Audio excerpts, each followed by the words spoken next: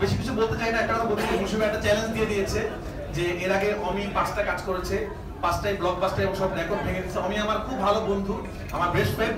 এখন বেস্ট ফ্রেন্ডের সাথে চ্যালেঞ্জ করতে নাই, এটা তো খারাপ লাগে, কিন্তু কম্পিটিশন দিলে এই জিনিসটা ভালো।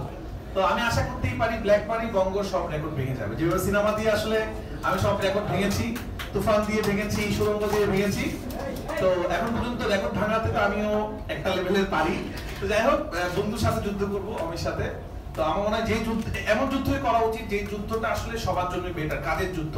আমাদের দেশে এখন যেরকম বিভিন্ন রকমের নেগেটিভিটি চলতেছে সেটা না, আর আমি বরাবরই যে চেষ্টা করি আমার জবাবটা সবসময় কাজ দিয়ে দেওয়ার চেষ্টা করি।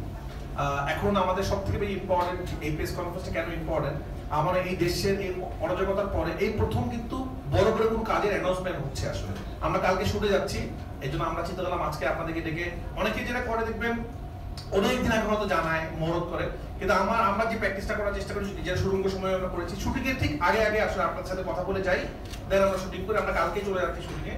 তো আপনাদের দোয়া নেওয়া এবং আপনাদেরকে জানিয়ে দেওয়া যে আমরা কি করতে যাচ্ছি, তো এটা খুব ইম্পর্টেন্ট এই সময় কাজ করাটা। কারণ অনেকে চিন্তা করছিল কাজ কি শুরু করবো কি করবো না। আপনারা জানেন অনেক অভিনেতা শিল্পীরা, অনেক টেকনিশিয়ানদের অবস্থা কিন্তু ভালো না, আর বাংলাদেশ টেকনিশিয়ানরা এই অবস্থায় নাই যে 3 মাস 4 মাস কাজ না করলেও তারা চলতে পারবে। তো কাজ করাটা ইম্পর্টেন্ট। আমরা বলবো যারা এখন কাজ করতে চাচ্ছে আপনারা তাদের সাথে থাকেন এবং তাদেরকে আপনারা সাপোর্ট করেন। এবং বঙ্গ আমি অনেক ধন্যবাদ দিতে চাই, এই মোমেন্টে তারা এত ভালো ভালো কাজ করছে, তাদের সামনে লাইন আপ আপনারা জানতে পারবেন, অনেক ভালো ভালো কাজ করছে। আর বাকি জিনিস আপনারা ট্রেইলার টিজারে দেখতে পারবেন। তো চ্যালেঞ্জ তো নিয়ে নিলাম, দেখা যাক কি হয়। এবং আমার মনে হয় আমাদের অভিনয় শিল্পীরা কথা বলুক, আপনারা শুনেন রুবেল ভাইয়ের কথা, পূজার কথা। অনেকদিন পর পূজার সাথে আমি কাজ করছি, আমার ক্যারিয়ার শুরু হয়েছিল পূজার সাথে। পূজা আমাদের অনেক লাকি, কারণ আমি প্রথম ছবিটা যদি ব্লকবাস্টার না হতো তাহলে হয়তো রাফি এখানে আসতো না। তো অনেকদিন পর পূজাকে আমি নিলাম, যে মনে হয় পূজা খুব ভালো করবে এটাতে। এবং আরো যারা কাস্টিং আছে অনেকের সাথে আমার প্রথম কাজ, আমার মনে হয় ইন্টারেস্টিং কিছু হবে এবং দর্শক খুব রিলেট করবে কাজটার সাথে এবং আপনারা খুব মজা পাবেন। এই কাজের মাধ্যমে আমরা অনেক কিছু বলার চেষ্টা করি। আপনারা জানেন আমি অনেক সত্যি ঘটনার ছবি বানাই এবং রিসেন্ট টাইমে ঘটনার ছবি বানাতে আমি পছন্দ করি এবং ওয়ার্কও করে। সেটা সুরঙ্গ হতে পারে, সেটা তুফানের মধ্যেও কিন্তু আমি পলিটিক্যাল অনেক গল্প বলেছি, অনেকেই হয়তো বুঝেছে, অনেকে বোঝে নাই। আমাদের তুফানে কিন্তু একটা সাবজেক্ট ছিল যে ভোট ডাকাতি, গান গেতে গেতে যে তুফানের হয়, যেভাবে তুফানটা হয়। তা আমার কাছে একটু পলিটিক্যাল রিজন নিয়ে সিনেমা আমরা তাই এনজয় করি, কারণ দর্শকও রিলেট করতে পারে। সুরঙ্গ ছিল পরাণ, এটা অনেক বড় উদাহরণ একটা রিয়েল স্টোরি নিয়ে। তো এটা কোন রিয়েল স্টোরি, আসলে রিয়েল স্টোরি কিনা সেটা আমরা বলতে যাচ্ছি না, কিন্তু ব্ল্যাক মানি নামটা খুব ইম্পর্টেন্ট, আপনারা মাথায় রাখবেন। এটা থেকে অনেক কিছু রিলেট করা যাবে আর কি, এই সময় এবং সামনের সময় অনেক কিছু রিলেট করা যাবে। সবাইকে অনেক অনেক ধন্যবাদ, সবাই অনেক দোয়া করবেন আমরা যেন কাজটা ভালো মতো করতে পারি। এবং আবারও বঙ্গকে ধন্যবাদ এবং আমার আর্টিস্টদেরকে ধন্যবাদ, এবং আমাদের অনেক আর্টিস্ট আসতে পারেননি, তাদের কথা আমরা আস্তে আস্তে বলবো। তো আমরা খুব তাড়াতাড়ি একটা পোস্টার রিলিজ করবো, সবার নাম জানিয়ে দিব। সবাইকে অনেক অনেক ধন্যবাদ পাশে থাকার জন্য, আসার জন্য। আশা করি বাংলা ছবি, বাংলা সিরিজ, বাংলা কন্টেন্টের সাথে আপনারা থাকবেন। থ্যাংক ইউ, আসসালামু আলাইকুম। অনেক ধন্যবাদ। আমরা প্রশ্ন করে যাব পরে। ধন্যবাদ রায়ন রাফি। আমরা অবশ্যই মনে করি যে রায়ন রাফি আমাদেরকে আরেকটা সুপার ডুপার হিট, মানে ওটিটি প্ল্যাটফর্মে একটা হিট কিছু আমরা অবশ্যই পাবো। এবং এই প্রথম আমরা পেয়েছি মাসুম পারভেজ রুবেল ভাইকে। রুবেল ভাইয়ের অভিনয় আমরা দেখতে পাবো ব্ল্যাক মানিতে। আমি রুবেল ভাই অনুরোধ করবো কিছু বলার জন্য। তার আগে আমি কৃতজ্ঞতা জানাই হসপিটালিটি পার্টনার আমাদের হলিডে এবং এখানকার জেনারেল ম্যানেজার সাদিক ভাইকে, যিনি আমাদেরকে এই আয়োজনটি করার জন্য অনেক সহযোগিতা করেছেন। আমরা কৃতজ্ঞ হলিডের কাছে। কথা শুনি মাসুম পারভেজ রুবেল ভাই।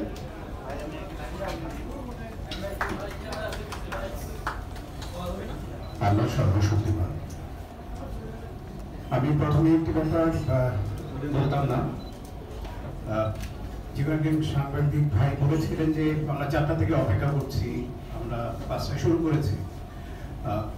আমি ভাই কিন্তু বলে রাখছি, আমি ভোরে 4টার সময় এখানে এসে বসেছিলাম। জি ভাই, আমি 4টার আগে এসেছি। তো আমি বড় ভাইয়ের কাছ থেকে একটা জিনিস শিখেছি, যে কোনো টাইম দেওয়া হলে তার আগে 10 থেকে 15 মিনিট আগে এসে বসে থাকো। আমি কিন্তু ভাই একদম টাইমলি এসেছি, আমি 15 মিনিট আগে এসেছি। আমার প্রতি খুব নারাজকে খুশি হতো।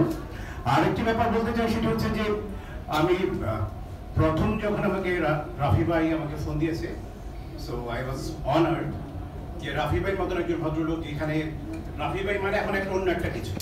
এবং মুশফিক ভাই যখন আমাকে বললেন, আমি বললাম ঠিক আছে, আমি যে কোনো কাজ করিনি বাট করবো।